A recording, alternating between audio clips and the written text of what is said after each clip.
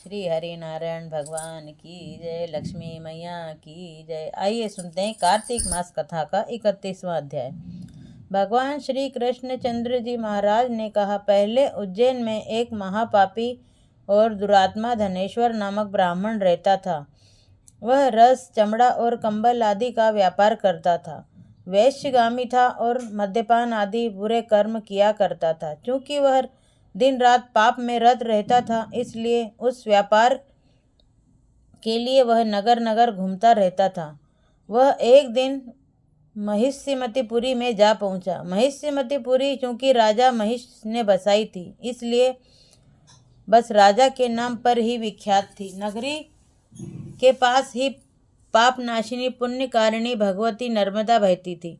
उस दिन उस नदी के किनारे देश देशांतर से आए हुए यात्री कार्तिक व्रत करने के लिए कुछ दिनों के लिए ठहरा करते थे। उन कार्तिक व्रत करने वाले प्राणियों को वहां ठहरा देखकर वह दुष्ट धनेश्वर भी इधर उधर व्यापार करता हुआ 1 मास के लिए वहां ठहर गया। अपने माल को बेचता हुआ वह नर्मदा नदी के तट पर घूमता हुआ ब्राह्मणों को देव पूजा में अक्सर लगा हुआ वह देखता कि कोई तो पुण्य पढ़ रहा है और कोई सुन रहा है, कोई भगवत कीर्तन कर रहा है, कोई भजन सुन रहा है, कोई ध्यान में लीन है और कोई तुलसी की माला धारण किए हुए हैं। बस इसी तरह वह भगवत भक्तों के बीच में रहा और वैष्णवों के दर्शन करता रहा, उनको स्पर्श करता रहा, उनसे वार्तालाप करता रहा और भगवान विष्णु के नाम स्मरण के पुण्य का अर्जित करता रहा। वह कार्तिक के व्रत की उद्यापन विधि तथा जागरण को भी देखता रहा। उसने पूर्णिमा को देखा कि व्रती ब्राह्मणों तथा गौओं को भोजन करवा रहे हैं और उनको दक्षिणा आदि भी दे रहे हैं। उसने नित्य प्रति भगवान शंकर की प्रसन्नता के लिए होती दीपमाला भी देखी। त्रिपुर नामक राक्षस ने तीनों पुरों को भगवान शंकर ने इसी तिथि को जलाया था। इसी कारण भगवान शिव के भक्त इस तिथि को दीप उत्सव मनाते हैं। जो मनुष्य मुझमें और भगवान शंकर में अंतर मानता है, उसकी संपूर्ण क्रिया निष्फल हो जाती है। धनेश्वर वहाँ की पूजा विधि देखता हुआ इधर उधर घूम रहा था कि उसे एक काले सर्प ने काट लिया और वह भूमि पर गिर पड़ा। उसकी यह दशा देखकर वहाँ के दयालु भक्तों ने उसको चहुं ओर से घेर लिया और उसके मुंह पर तुलसी दल मिश्रित जल के छींटे देने लगे। और जब उसके प्राण निकले तो यम के दूत उसे बांधकर कोड़ों से मारते हुए यमपुरी ले गए। उसे देखकर चित्रगुप्त ने यम से कहा, इसने बाल्यकाल से ही आज तक बुरे काम किए हैं। इसके जीवन में पुण्य तो लेश मात्र भी दिखाई नहीं देता। यदि मैं पूरा 1 वर्ष आपको सुनाता रहूं तो भी इसके पापों की सूची समाप्त नहीं होगी। यह महापापी है, अतः इसको एक कल्प एक घोर नरक में डालना चाहिए। चित्रगुप्त की बात सुनकर यमराज ने बड़े क्रोध में भरकर उसको अपना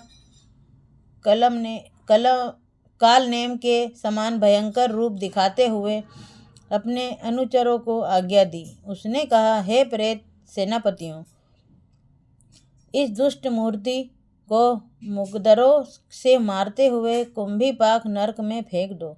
भगवान श्री कृष्णचंद्र जी महाराज ने कहा। यह सुनकर प्रेत सेनापति ने मुकद्दरों से उसका सिर तोड़ते हुए कुंभीपाक नरक में ले जाकर खौलते हुए तेल में कढ़ाई में छोड़ दिया।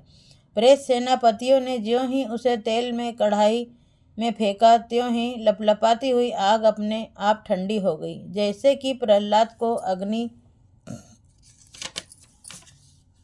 में डालने से वह अग्नि ठंडी हो गई थी। यह विचित्र घटना देखकर प्रेत सेनापतियों ने यमराज के पास जाकर सारा वृतांत कहा। यमराज भी सारा हाल सुनकर आश्चर्यचकित रह गए और धनेश्वर को अपने पास बुलाकर स्थिति पर विचार करने लगे। उसी समय नारायण नारायण का कीर्तन करते हुए देवर्षि नारद भी वहां आ पहुंचे और यमराज से कहने लगे, हे अरुण नंदन यमराज, यह ब्राह्मण नरक में डाले जाने के योग्य नहीं है, क्योंकि इसने अंत समय में कुछ शुभ कर्म किए हैं जो कि नरक यातना को कष्ट करने वाले नहीं हैं। जो लोग भगवत भक्तों का दर्शन करते हैं, उनसे वार्तालाप करते हैं और उनका स्पर्श करते हैं, चाहे उन्होंने कोई पुण्य कर्म न किया हो, सहज स्वर्ग के अधिकारी हो जाते हैं। अतः धनेश्वर भी पुण्यात्माओं के संग व स्पर्श से